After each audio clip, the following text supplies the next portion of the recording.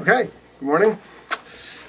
Video blog for February 15th, 2012. Second of a running account of my life, my process in trying to have a life that I don't sabotage, that is not replete with self-sabotage and self-destructive patterns, that I'm conscious and that I don't screw things up for myself.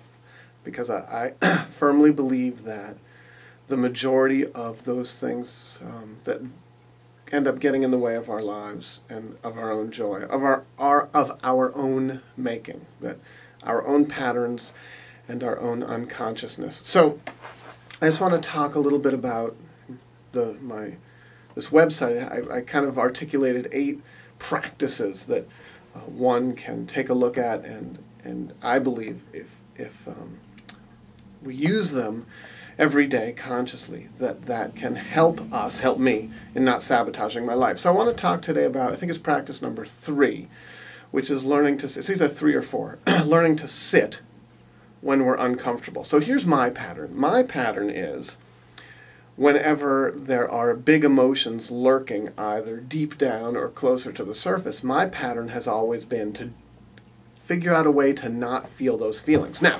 whether that was through the consumption of alcohol when I was younger, whether that was through shopping and spending money, whether that's through adrenaline, whether that's through whatever, when I lived in Texas, I was a storm chaser, and I would go out and chase thunderstorms and adrenaline and see tornadoes.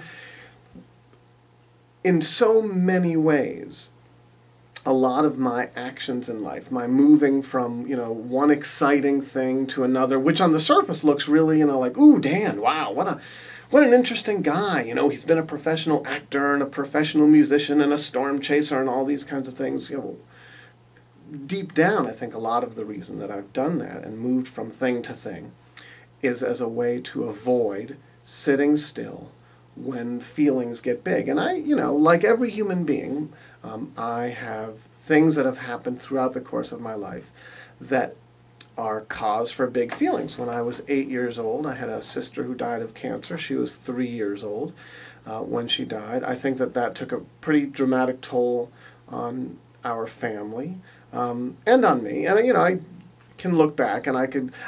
Have I spent time on the therapist's couch or in the therapist's chair in my life? Yes, many years, just kind of figuring it out. And you go through and you say, oh yeah. But one of the somewhat pitfalls, for me anyway, of psychotherapy and of working with psychologists, etc., is that for me, it's very much helped me identify what things have happened and who I am and what, how I tend to react.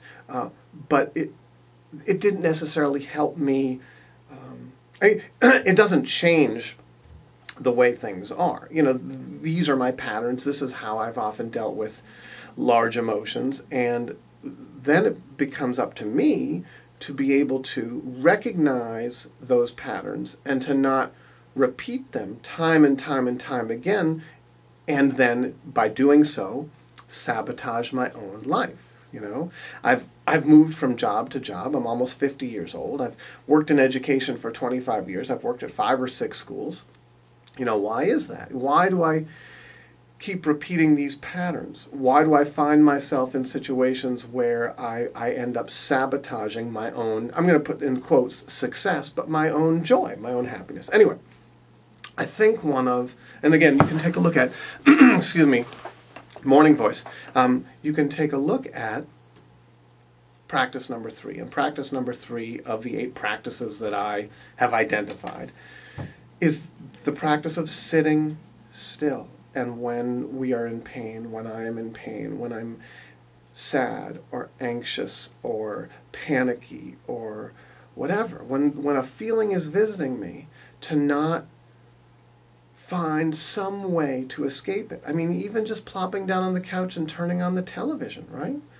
Just turning off the big feelings. And I think that for me, and I'm going to just talk about me, when I use all of these strategies, either conscious or unconscious, mostly unconscious, as a way to turn off the big feelings, I don't attend to the big emotions. I don't sit there and observe them. And I also don't get okay, I don't become okay and practiced in being okay with having the big emotions. And not seeing them somehow as something that needs to be excised, that I can't deal with, that I can't incorporate into my life. You know, and it's so interesting. I think in some ways I'm much better at talking about these things and teaching them than I am at doing them in my own life. I have a 10-year-old daughter, and she has very big feelings. She had a very dramatic hospitalization when she was 2.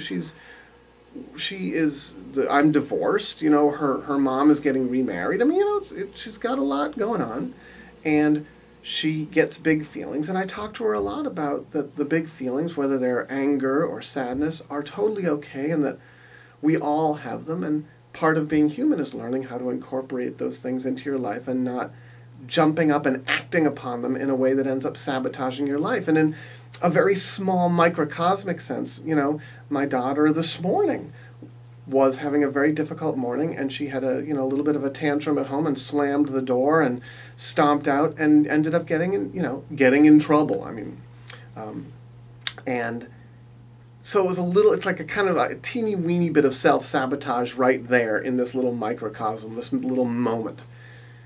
So, you know, I have a son who's almost 9 years old who has very dramatic special needs, and he's got ongoing infections of both tear ducts and has had 2 surgeries, and he is, we don't know if what is, you know, his stuff is a genetic or if something happened, you know, if he had a stroke before he was born, we don't know, but he's got, you know, mishigas, and it's heartbreaking for me.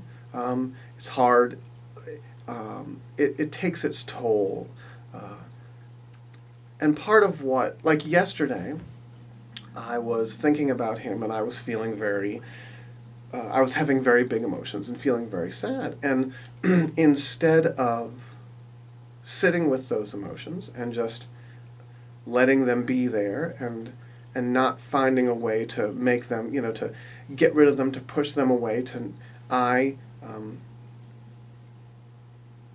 pushed them away. I, you know, did some other stuff. I worked on some projects. I watched some television. I wasn't able to sit with those emotions. And I do believe that one of the most important practices that you and I can do is when we're having an emotional response to something, when we're feeling sad about something, when we're feeling anxious about something, to not run from it, but to sit with it and to try and let it be okay, not react to it, not have it be the springboard for immediate action, but just to sit with it and to let it be there. So that's what I have this morning. I'm having big emotions this morning.